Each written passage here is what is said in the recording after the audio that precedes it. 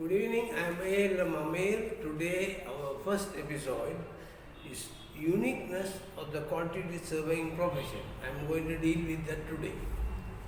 Quantity surveying profession is unique. Construction industry is famous for all the bad reasons. Some of those are given below. Repeatedly topping the list of bribe payers index and conceived as an industry which is susceptible to bribery. 10 to 30% of the project cost is lost owing to frauds and mismanagement. This is according to Transparency International. Corruption has a different meaning in construction. What is corrupt to others is not necessarily corruption in construction industry. For example, giving a cover price, according to CIOB's survey, Chartered Institute of Buildings, their survey, 20% of the respondents said giving cover price is okay, it's not corrupt. Now, let me tell you what cover price is. In the bid rigging, there are some contractors, they arrange the jobs. For example, A takes this project, B takes that project, C takes other projects like that. So, to make it a complete transparency system, they give other people give cover prices.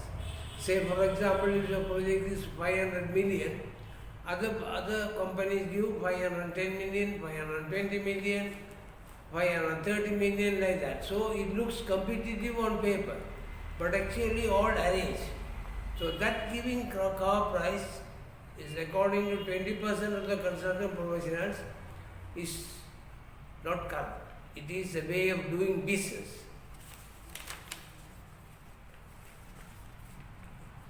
More deaths and more injuries during construction and after that.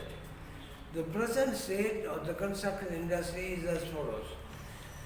A building has to collapse with loss of lives and injuries to people for the government to tighten the laws, as it happened in Singapore in 1978. A bridge has to collapse with the loss of lives and injuries to people for government to prosecute bribery for people what happened in China in 2013. A whistleblower has to write a 12-page letter to World Bank regarding the road mess in Uganda for them to open up technical audit for road projects in Uganda. In this digital age, big institutions like the World Bank and others are depending on whistleblowers for the wrong information. The most important and most bad thing is the collapse of buildings in Haiti. During the recent earthquake, a lot of buildings collapsed in Haiti, killing thousands of people. Whereas the same earthquake happened in New Zealand with the same magnitude, but there were no casualties because those buildings, the New Zealand buildings, were reinforced to withstand that quake.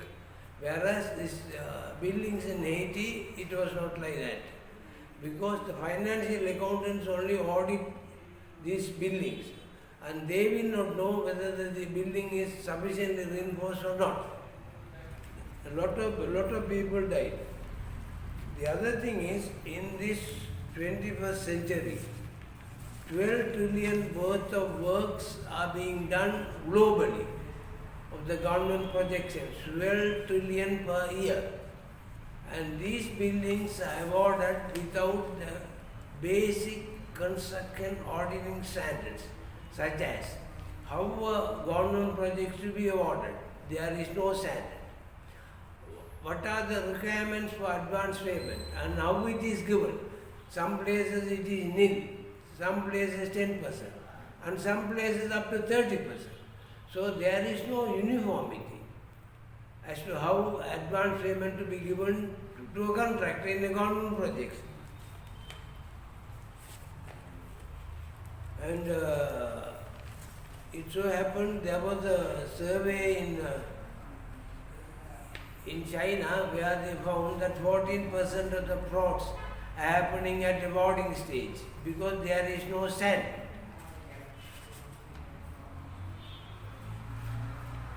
In such an environment, the quantity surveyor role is very important. They are supposed to be purifiers of the construction industry. They are supposed to bring sanity to the construction industry. Now, first of all, the quantity surveyor should give value for money, meaning the best possible value for their clients. Now, that is not happening now in government constructions. A quantity surveyor should give first value for money for the client.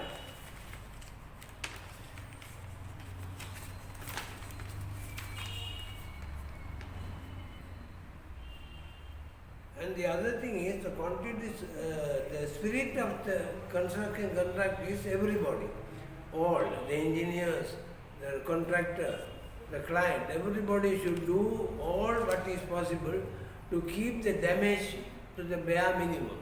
The damage in this case is additional cost and the time extensions. That they have to keep to the bare minimum.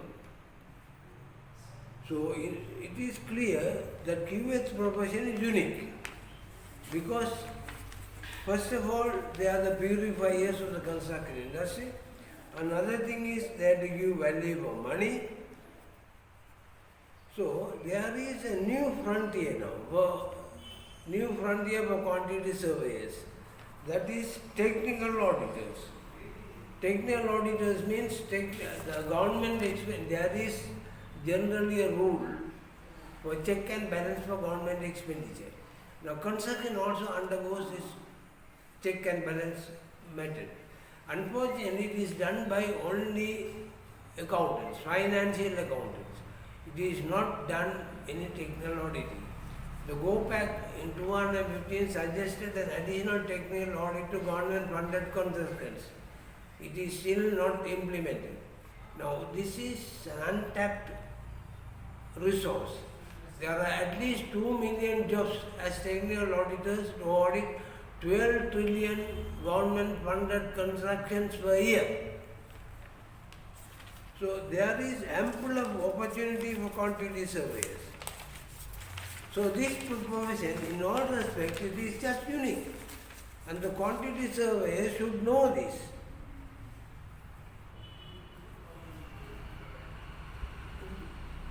If we consider a hypothetical case where the technical auditing of government funded construction is there is a possibility to salvage at least 30%. Now 30% salvage is more than $1 trillion US. This is equal to the combined GDPs of Saudi Arabia and South Africa. So with that, with such funds coming every year, we can eradicate global poverty. So the QS profession will be given a Nobel Prize for this one, that is eradication of global poverty. This is such a good profession. And this uniqueness is there. And the other uniqueness of this profession is able to do free service. I mean, your service can be free to the employer. This is possible. And I hope to deal with that in my next episode. Thank you.